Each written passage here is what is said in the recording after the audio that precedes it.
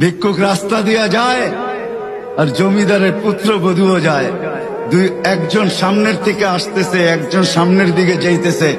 দুইজনের ক্রসিং এর সময় ভিক্ষুকের গায়ের কাদা জমিদারের পুত্রবধূর গায়ে লেগে গেছে।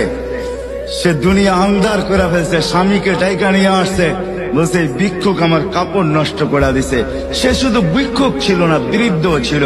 বৃদ্ধ ছিল না শুধু, জীর্ণ ছিল, শীর্ণ ছিল। শরীরে কাপড় ছিল না, ফাটা চিরা কাপড় ছিল। পায়ে জুতা ছিল না, পেটে ভাত ছিল না।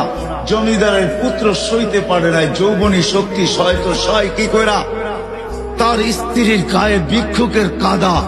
বস সমগ্র শক্তিকে হাতে জমা করা, একত্র করা বৃদ্ধের গালে বসায়।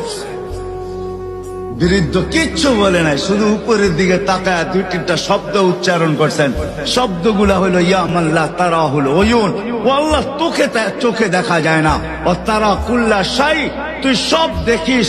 ফারা তারা মা বি, তুই কি দেখিস না আমার সাথে কি ঘটতেছে? এটা কি দেখিস না? বলতে দেরি যুবক, মরতে দেরি হয় নাই। জমিদার চলে আসছে, প্রতিশোধ নিবে। বৃদ্ধের একদিকে মুস্কি হাসি, একদিকে বলতেছে প্রেমের খেলা এমনই হয়। জিজ্ঞাসা করছে কিসের প্রেমের খেলা রে? বলছে ওর প্রেমিকার গায়ে আমার কাদা লাগছে, পায়ের কাদা লাগছে, ও সইতে পারে নাই। যৌবনী শক্তি দিয়ে আমার বৃদ্ধ গালে বসায় দিছে। আমাকেও একজন ভালোবাসে, সেও সইতে পারে না, সেও সইতে পারে না। ও তো থাপ্পড় দিয়া খেলতো, সে জান নিয়ে নিছে, জান।